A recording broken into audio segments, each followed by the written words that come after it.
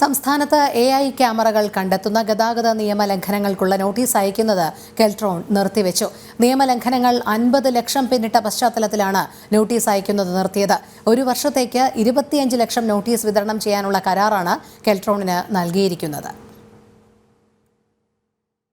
സംസ്ഥാനത്ത് AI ക്യാമറകൾ വഴിയുള്ള നിയമലംഘനങ്ങൾ ഇരട്ടിയായി വർദ്ധിച്ചിട്ടുണ്ട്. നിയമലംഘനങ്ങൾക്കുള്ള പിഴ നോട്ടീസ് ഒന്നിന് 20 രൂപയാണ് കെൽട്രോണിനുള്ള പ്രതിഫലം.